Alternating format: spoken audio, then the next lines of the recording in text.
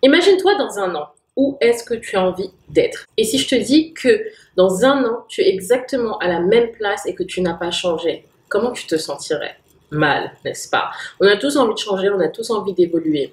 Et il y a certains steps à avoir pour vraiment changer et impacter sa vie positivement. Aujourd'hui, à l'aune de presque 2025, on a tendance à se dire ouais, je vais attendre janvier 2025 pour commencer à impacter mes nouveaux changements, commencer à changer de vie. Mais non, en fait, le truc c'est qu'on ne sait pas si demain déjà est garanti, si demain on va être vivant. Donc pourquoi pas en fait commencer à changer maintenant et à impacter les changements maintenant. Et vraiment des points qui m'ont aidé personnellement à vraiment changer de vie, mais surtout à voir et à mettre en place vraiment la vision que j'avais envie d'avoir. Et dans cette vidéo, je vais t'aider justement à implémenter ces différents points. Par quoi commencer? Où commencer? Comment faire? Le futur commence maintenant. Demain n'est pas garanti. C'est parti. Hello les amours, welcome back sur ma chaîne Rise and Glow. Moi c'est Aïs. Si t'es nouveau sur ma chaîne, écoute, bienvenue. Si t'es pas nouveau et que tu es déjà abonné, merci du fond du cœur. Sur ma chaîne Rise and Glow, on parle de relationship, de développement personnel, de féminité. J'aide les femmes dans la vingtaine, trentaine à devenir la meilleure version d'elles-mêmes. À travers des tips et des habitudes et ce que j'ai appris pour ma petite vie, je partage avec toi sur un ton amusant ce que j'ai appris. Si ce genre de contenu te plaît, n'hésite pas à t'abonner ici. Tu retrouveras également cet épisode sur Apple Podcast et sur Spotify, donc n'hésite pas à noter le podcast également sur ces différentes plateformes, ça m'aidera énormément. Aussi, petite parenthèse, s'il te plaît, j'ai remarqué qu'il y avait à peu près 79% des personnes qui regardent mes vidéos qui ne sont pas abonnées à la chaîne. Ça m'aiderait énormément si tu t'abonnais aujourd'hui. Ça ne te prend que quelques secondes, ça ne te coûte absolument rien. Ça m'aide à rester vraiment motivée, à apporter du contenu sur cette chaîne et surtout du contenu qui va également aider des personnes et qui va également propulser le contenu vers d'autres personnes qui pourraient en avoir besoin. Donc si tu pouvais m'aider, s'il te plaît, en cliquant abonner, ça m'aiderait énormément. Mais sinon, je suis super grateful que tu sois là pour regarder ma vidéo. Donc c'est parti. Et il y a une grande question que je me suis posée il y a 4 ans de cela maintenant, c'est si je meurs demain, est-ce que je suis satisfaite de ma vie, oui ou non? Et à cette question, j'ai bien sûr pleuré parce que j'étais absolument pas satisfaite de ma vie. J'aurais vraiment de la gratitude pour, par exemple, mon travail ou ma situation actuelle parce que je sais que voilà, pour certaines personnes c'était le rêve et c'était mon rêve également. Mais arrivé à un moment en fait ça ne me correspondait plus. Je veux vraiment pas être du style ah ouais mais en fait elle avait un taf, elle kiffait pas et tout, elle est ungrateful. Non pas du tout. J'aurais vraiment de la gratitude pour cette expérience et si c'était à refaire je referais encore cette expérience. Parce qu'elle m'a appris énormément de choses sur moi-même. Mais arrivé à un moment, en fait, il faut qu'on se demande est-ce qu'on est heureux, oui ou non, dans notre vie. Et qu'est-ce qu'on peut faire justement pour changer cette vie et surtout mettre en place certaines choses qui vont pouvoir nous permettre de vivre comme on le souhaite et surtout vivre aligné avec la vision que l'on a de notre vie. Le truc, c'est que on veut mourir demain heureux. On veut mourir demain sans regret. Et mourir sans regret, ça veut dire impacter sa vie de telle sorte à ce que toutes les cases qui sont importantes pour nous soient remplies, ou du moins qu'on essaie de les remplir au maximum. Et c'est pour ça que je voulais faire cette vidéo. J'étais vraiment hésitante sincèrement, je ne savais pas quoi faire comme vidéo. Et voilà, on est en novembre et en novembre, c'est là où il y a énormément de changements, où il y a également de remises en question sur notre vie et on ne sait pas quoi faire. Et là, je me suis dit, mais en fait, ça sert à rien d'attendre janvier pour savoir ce qu'on a envie de faire. Et la plupart de mes changements personnels, moi, ils ont vraiment été impactés vers le mois de septembre ou janvier. Donc voilà, là on est en novembre, ça tombe bien. Jamais trop tard de commencer. Le truc, c'est que si tu commences aujourd'hui, tu auras déjà en fait commencé aujourd'hui et tu n'auras pas perdu un jour de plus si tu commençais demain. Alors le premier point déjà pour prendre sa vie en main et donc prendre ses nouvelles résolutions avant le début d'année, c'est qu'il va falloir définir ses priorités. Les priorités, elles vont se caractériser par ce que j'aime faire, c'est que j'aime les diviser en 4 différentes parties. On va avoir la priorité personnelle, la priorité professionnelle, la priorité spirituelle et enfin la priorité financière. Donc quand on a ces 4 priorités, déjà on a 4 segments, 4 départements dans notre tête ou sur papier que l'on peut coucher clairement là où on a envie d'avancer, qu'est-ce que j'ai envie d'accomplir dans cette case-là, qu'est-ce que ça veut dire. Donc une fois que je dresse ces 4 priorités, je sais que je veux que ma vision, en tout cas sur le court terme, donc court terme je vais dire c'est 2025, ou sur le moyen long terme 2025 à 2027, je vois la vision que j'ai envie de créer sous ces 4 différentes priorités. Je vais vous donner un exemple. Priorité personnelle, qu'est-ce que ça veut dire? Vraiment travailler sur moi, donc ça veut dire avoir une catégorie développement personnel. Développement personnel, donc ça veut dire quoi? Je vais détailler cette catégorie. Développement personnel, par exemple, pour moi, ça veut dire lire au moins 5 livres de développement personnel par an, joindre des groupes de discussion, écouter un podcast ou regarder une vidéo YouTube sur le développement personnel une fois par semaine. Vraiment clarifier clairement quelle est la priorité que je souhaite avoir. Personnel, ça peut être également avoir la priorité de passer beaucoup plus de temps avec la famille. Donc ça veut dire planifier un temps, des créneaux vraiment pour passer du temps de qualité avec la famille et vraiment le mettre par exemple sur le calendrier, notifier la famille de écoute, je vais vraiment essayer de te voir 2 fois par semaine, 2 fois par mois, mais vraiment un temps de qualité où c'est planifié, par exemple 4 heures de temps ensemble. Donc, qu'est-ce que ça représente? Vous voyez? Donc, vraiment lister ces différentes catégories, donc personnelles, professionnelles, spirituelles et financières, pour nous aider à accomplir ces différentes priorités. Dans la catégorie financière, et vraiment, ça va être aussi super important, c'est qu'on ne va plus dépenser l'argent comme ça, dans le vent ou avec des œillères. Non. Un truc qui m'a vraiment aidé, c'est d'avoir un tableau Excel. Depuis 2018, c'est ce que j'applique. Je vais pas vous mentir, moins ces derniers temps, parce que voilà, j'ai monté certains business. Mais en tout cas, depuis 2018, c'est ce qui m'a vraiment aidé à avoir et obtenir une certaine stabilité financière. C'est de vraiment adresser sur un fichier Excel l'ensemble, de ton salaire quand tu en as un, moi j'en ai plus, ton salaire quand tu en as un, et vraiment identifier les postes de dépenses qui sont importants pour toi en fonction de ses priorités. Donc, quand tu vas définir tes priorités, tu vas savoir là où tu as envie d'investir. Parce que voilà, ça va être ta priorité par exemple sur cette année. Si ta priorité par exemple cette année, c'est l'épanouissement personnel par le voyage, tu sais que tes dépenses essentiellement, elles vont aller dans le voyage. Et donc, il va falloir planifier ces dépenses-là pour pas que ça soit sorti brut de décoffrage et que tu ne saches pas comment t'en sortir dans tes finances. Parce qu'une fois que tes priorités sont claires, ta vision également sur tes finances, combien tu peux avoir, combien tu peux dépenser, combien tu peux épargner, ça va être de plus en plus clair, tu vois. Et aussi, s'intéresser par exemple sur des plans d'épargne sur le court terme avec parfois les rendements ils sont un petit peu ils sont pas assez intéressants en France en ce moment, mais c'est quand même des rendements intéressants à avoir, c'est mieux que 0%. Et diversifier également ces différentes épargnes quand ça va être possible. Donc vraiment, le premier point que je souhaite vraiment appuyer, ça va être de définir ses priorités sous ces différentes cases que j'ai mentionnées. Et voilà, les cases, personnellement, moi j'en définis 4. Tu peux en définir autant que tu souhaites. Le deuxième point, et je l'ai un petit peu mentionné dans le premier point, ça va être de définir une vision claire par rapport à chacune de ces priorités. Donc là, je vais donner d'autres exemples. Dans le domaine professionnel, ta vision, ça va être, et ton envie, ça va être d'évoluer sur le plan professionnel. Tu as envie de soit changer de carrière, soit avoir une promotion, soit changer de métier. Donc vraiment, tu as cette vision claire de ce que tu as envie de faire sur le plan professionnel. Maintenant, une fois que tu as défini cette priorité, admettons, on va partir sur l'exemple de je souhaite évoluer dans ma carrière dans la même entreprise. Ça va être d'identifier qu'est-ce qu'il faut faire pour évoluer dans ma carrière sous une certaine durée donnée. Parce que ça sert à rien de dire oui, je souhaite évoluer dans ma carrière, mais ne pas avoir un temps défini. Est-ce que tu souhaites évoluer sous 6 mois? Est-ce que tu souhaites évoluer sous 1 an? Est-ce que tu souhaites évoluer sous 1 an et demi?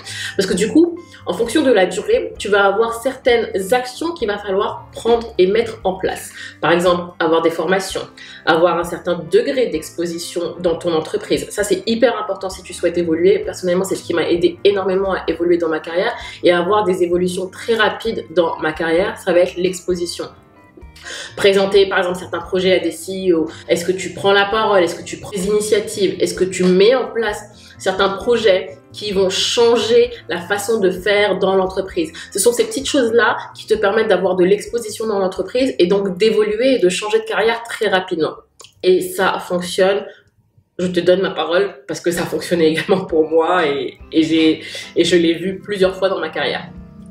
Donc une fois que tu as ça, tu vas aussi également en parler à ton manager. parce que ton manager va également t'aider à te placer sur certaines formations ou t'exposer également à certains projets. Il va te dire, ah bah écoute, il y a ce projet qui va arriver, je pense que voilà, ça serait bien parce que au vu de ce que tu as envie de faire dans l'entreprise et de la carrière que tu as envie de prendre et du tournant que tu as envie de prendre, ce projet va être bien, cette exposition va être bien parce que ça va te donner ça, ça et ça et ça. On n'a rien sans rien. Quand on comprend la logique des choses, en fait, on comprend que tout en fait arrive step by step. Tout arrive petit pas par petit pas et un petit pas amène à une certaine évolution, amène à une certaine porte que l'on va ouvrir. D'accord? Mais pour ouvrir cette porte, il va d'abord falloir avoir une priorité et une vision très claire dans notre tête. Donc une fois que l'on a ça, on va pouvoir donc appliquer et mettre en place les étapes pour justement arriver à la vision que l'on souhaite pour notre vie. Si tu es encore là dans la vidéo, mets-moi un petit cœur bleu, s'il te plaît. J'ai envie de voir en commentaire. Mets-moi un petit cœur bleu. Vas-y. Le troisième point pour aider justement à appliquer du coup cette vision, ça va être d'appliquer la méthode SMART. J'avais déjà parlé de cette méthodologie SMART dans mes premières vidéos. La méthodologie SMART, en fait, ça va être une méthodologie qui va te permettre de décortiquer certains objectifs en petites étapes claires et accessibles. L'acronyme SMART signifie avoir un objectif spécifique, mesurable, atteignable, réalisable et temporel. Donc ça veut dire qu'il va falloir décortiquer notre objectif sous ses différentes formes. Par exemple, je me souhaite me mettre au sport, ouais d'accord, mais en fait ça c'est pas assez détaillé pour être un objectif. Alors un objectif SMART par rapport à ça, ça va donner je souhaite me mettre au sport à raison de 3 fois par semaine sur une durée de 1 an, qu'importe matin ou soir, pour atteindre une perte de 3 kilos sur les 6 prochains mois, sur les 12 prochains mois. Avec un objectif tel quel, eh ben, on a un objectif, se mettre au sport, avec un temps, donc 6 à 12 mois, des résultats qui sont atteignables, perdre 3 à 5 kilos, c'est atteignable sur une durée de 6 à 12 mois, et vraiment avoir cette quantité également de 3 fois par semaine à pratiquer du sport. Donc essayez de décortiquer ces objectifs, les objectifs que l'on souhaite atteindre. La méthodologie SMART, ça aide énormément à atteindre ces objectifs parce que du coup en fait on peut quantifier, on peut détailler les étapes qu'il va falloir suivre pour justement réaliser cet objectif. Parce que le truc c'est que dire juste un objectif comme ça n'aide pas. D'accord, ça n'aide pas, ça ne permet pas d'être responsable de nos actions parce que nos actions ne sont pas claires par rapport à cet objectif-là. Détailler notre objectif par rapport à la méthodologie SMART. SMART, d'ailleurs, on peut utiliser sur le plan professionnel, personnel, qu'importe, ça marche, ça fonctionne. Moi, je l'ai utilisé sur mon plan personnel, sur le plan professionnel, c'est un truc qui fonctionne. Ben, ça aide énormément à réaliser sa vision, à réaliser les objectifs que l'on s'est fixés pour justement développer la vision que l'on souhaite avoir pour notre vie. Ensuite, quatrième point très important. Donc là, on a défini nos priorités. Là, on sait comment atteindre nos priorités parce que voilà, on a défini un certain plan d'action et surtout, on a une vision très claire de ce que l'on souhaite réaliser dans notre vie. Aussi, ce qui va aider, peut-être, ça va être d'appliquer par exemple tout ce qui est vision board ou l'afficher sur votre mur, dans un mur qui est par exemple visible tous les jours dans la salle de bain, dans votre bureau. Ou personnellement, moi, je l'ai mis également sur mon téléphone et voilà. Et boum. Et sur mon ordinateur, comme ça, c'est quelque chose que je vois tous les jours et qui m'inspire tous les jours. Je suis là, je travaille vers cette vision que j'ai envie de réaliser. Et c'est réel, ça fonctionne. Sincèrement, ça fonctionne. Il y a plein de points dans mon vision board que personnellement j'ai réalisé. Et la dernière fois, j'étais là, j'étais assise, mais oh my god, mais j'ai fait ça, mais j'ai fait ça, mais j'ai fait ça. Alors que quand je l'avais mis, quand je l'avais créé, je pensais vraiment que voilà, j'allais le réaliser dans 1 an ou dans 2 ans. Et puis non, en fait, ça fonctionne. Je peux le réaliser dans 3 mois, dans 6 mois. Et il y a certaines choses qui vont prendre beaucoup plus de temps. Don't get me wrong. Mais bon, tout ça pour revenir au quatrième point, c'est que une fois qu'on va avoir une vision claire et des priorités claires et un plan d'action clair, il va falloir mettre des limites personnelles. Il va falloir mettre des limites personnelles qui vont venir vous protéger ton énergie pour te concentrer vraiment sur ce que tu veux créer. Parce que le truc, c'est que tu ne vas pas pouvoir dire oui à tout. Et tu ne vas pas pouvoir disperser et surtout disperser ton énergie. Il va falloir vraiment te refocaliser et te refocaliser, ça va se passer en ayant vraiment des limites personnelles. Si tu sais que par exemple ta priorité c'est de faire du sport et tu es vraiment sérieux sur la volonté de faire du sport. Tu sais que par exemple, aller faire la fête mercredi soir alors que tu as une séance de CrossFit le jeudi matin, c'est pas aligné avec ta priorité, tu vois. Et je dis pas que voilà, il y a des fois tu peux faire des écarts, tu peux le faire, mais le truc c'est que pense à ta priorité en fait. Pense à ta priorité, est-ce que c'est aligné avec la vision que tu souhaites créer de toi, tu vois. Et c'est ça en fait, d'être sérieux également sur la vision que tu as envie de créer pour toi. Est-ce que tu es sérieux? Est-ce que tu en as vraiment envie? Et si tu en as vraiment envie, ben, tu te donneras les moyens. Et te donner les moyens, c'est également pas avoir des limites personnelles pour justement dire en fait, là non, je peux pas, là oui, je peux. Et non, je peux pas en fait parce que non, c'est pas aligné avec ce que je souhaite créer.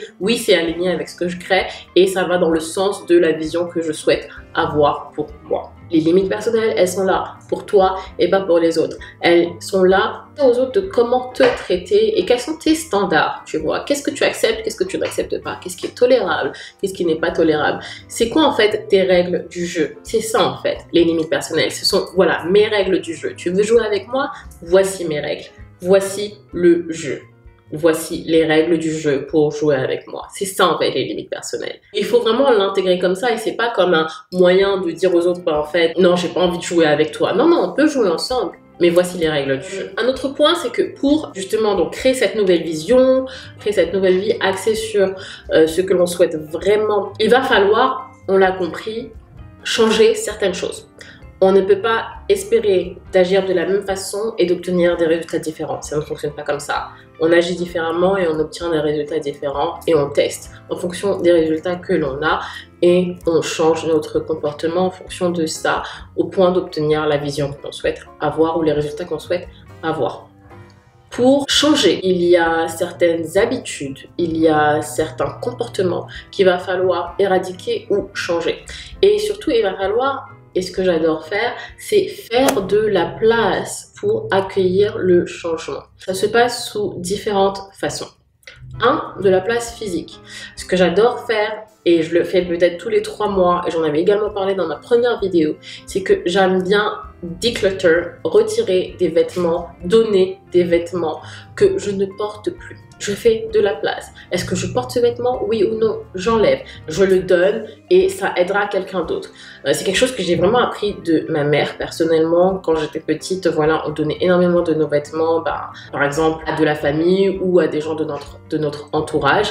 Et en fait, ça fait un heureux et 2, ça fait juste de la place en fait. Parce que si on ne porte pas, ça sert à quoi en fait? D'entasser comme ça dans nos armoires, ça prend juste de la place.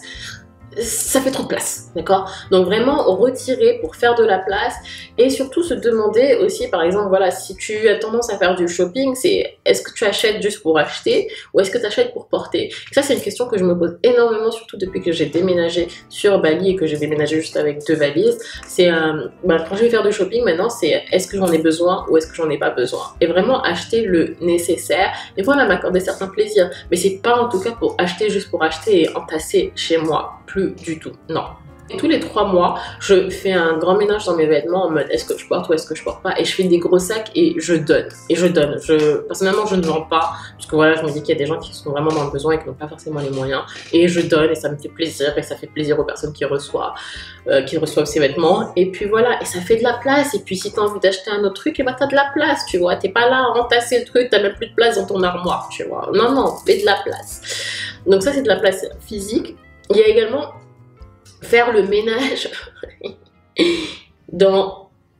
envers les personnes, tout simplement. Il y a des personnes qui, je suis désolée, mais en anglais on dit outgrow. Ça veut dire que tu vas juste évoluer en fait différemment par rapport à ces personnes. Tu vas grandir et tu vas évoluer de façon différente par rapport à ces personnes et c'est juste que votre vision et que vos chemins en fait ils vont se séparer. Et il faut pas avoir peur en fait de juste couper en fait, tu vois. Et c'est ok, et c'est pas parce que je coupe que j'ai de la haine envers toi. Non, pas du tout, je peux avoir de l'amour, mais c'est juste que voilà, nos visions en fait et nos chemins se séparent. On a fait un chemin ensemble et nos chemins aujourd'hui se séparent et c'est ok en fait, c'est la vie et il faut pas avoir peur en fait de faire justement cet espace pour justement accueillir aussi de nouvelles personnes qui vont également t'apporter ou à qui tu vas également apporter et qui peut-être en fait vous allez aller encore plus loin dans ce chemin de vie. Donc faire de la place, ça va être également par ça. Le 3e point par rapport à faire de la place, ça va être également dans tout ce qui est réseaux sociaux. Alors moi personnellement, j'ai un truc vraiment très spécial avec mes réseaux sociaux, c'est que Je suis désolée, hein, mais je suis désolée et pas désolée en même temps, mais je ne suis pas n'importe qui en fait. Et je fais vraiment gaffe à qui je suis dans mes réseaux sociaux parce qu'on est au final ce que l'on consomme. Donc, et surtout, quand on passe, personnellement, je passe pas mal de temps sur les réseaux sociaux, donc c'est un contenu que je vais voir tout le temps. Si le contenu ne m'inspire pas, si le contenu ne m'élève pas, j'ai pas envie en fait de le consommer parce que l'on est ce que l'on consomme, qu'on le veuille ou non. Et quand on va consommer, c'est pas juste par exemple la nourriture ou à boire, ça va être également ce que l'on va consommer mentalement, ce qu'on va consommer spirituellement, ce qui va nous conditionner. Est-ce que ce que je consomme est en train en fait de briser ma confiance en moi ou est-ce que ce que je consomme est en train de m'élever, en train de motiver? Donc ça, je suis très sélective par rapport à ce que je consomme et je n'hésite pas en fait à unfollow, follow ou follow back, à follow ou à refollow ou à unfollow et à refollow certaines personnes, mais vraiment je fais gaffe en tout cas à ce que je consomme. Et le dernier point par rapport à faire le ménage, ça va être tout ce qui est dead end relationship. Toutes les petites relations là amoureuses ou discuter encore avec son ex ou être là, être dans des relations en fait qui ne t'apportent rien. Coupe. Next en fait, parce que là j'ai même positionné. Next en fait, parce qu'en fait c'est ton énergie qui est en train de partir pour un truc en fait qui n'a aucun sens et qui n'a aucun avenir en fait. Donc ça sert à quoi de dépenser ton énergie dans un truc pareil, où là où tu pourrais dépenser ton énergie à soit t'élever, soit travailler sur toi, soit tout simplement rencontrer la vraie personne qu'il te faut pour toi, tu vois. Mais t'es là, tu dépenses toute ton énergie pour des trucs en fait qui n'en valent pas le coup, tu vois, pour des trucs qui te donnent des petits moments de bonheur de 1 heure, 2 heures par semaine. Ça sert à quoi? Tu sais très bien que ça va aller nulle part. Donc toutes ces dead-end relationships à couper. Personnellement, c'est mon avis, et recentrer vraiment ton énergie sur toi et ce qui va vraiment t'élever et surtout en fait t'élever égale glow up pour toi, tu vois. Et donc glow up égale tu vas attirer de meilleures personnes qui vont être alignées avec toi. Et on arrive sur le dernier point qui va être de trouver des inspirations. Donc, trouver des inspirations de personnes qui vivent la vie que tu souhaites vivre. Tu vois, que ce soit sur les réseaux sociaux, sur LinkedIn, qu'importe, tu vois.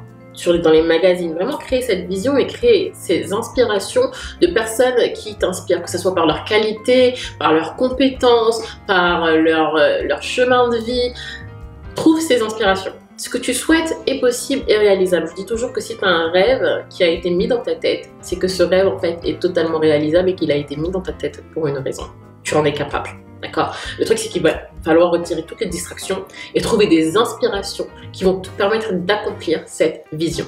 Et si tu ne trouves pas ces inspirations, crée ce groupe qui va t'inspirer, tu vois. Par exemple, j'ai créé ce Women's Circle maintenant il y a 1 mois et demi pratiquement, et là mon 3e Women's Circle arrive mercredi, et mon premier Women's Circle il y avait 7 personnes, et maintenant on a 14, donc ça a doublé en l'espace de 2 séances, et en fait ce sont des femmes qui sont super inspirantes, chacune des histoires est super inspirante, mais j'ai créé ce groupe parce que, j'en avais marre des relations super superficielles avec les femmes ici, et en créant ce groupe, en fait, il y a plein de femmes en fait qui sont dans le même mindset de se développer personnellement, de s'épanouir personnellement, de travailler sur elles, et surtout en fait de partager leurs histoires de manière vulnérable et d'être dans cet espace où on se sent vraiment enfin regardé pour qui on est, où on n'a pas besoin de surjouer pour être vu. Et il n'y avait pas cet espace disponible. Je l'ai créé, d'accord? Donc si tu ne trouves pas ces inspirations, crée ces inspirations et ça va t'aider, tu vois, à créer justement la vision et à rester surtout aligné sur la vision de vie que tu as envie de créer. Voilà. Et voilà les amours, la vidéo se termine. J'espère qu'elle vous aura plu comme d'habitude. Dites-moi en commentaire si tu trouves d'autres points que je n'ai pas mentionnés qui pourraient être intéressants à étudier ou surtout à appliquer. Ça serait intéressant de partager avec moi et avec la communauté. Vraiment, n'hésite pas. On se retrouve la semaine prochaine pour une nouvelle vidéo. Et en attendant, prenez soin de vous. Gros bisous.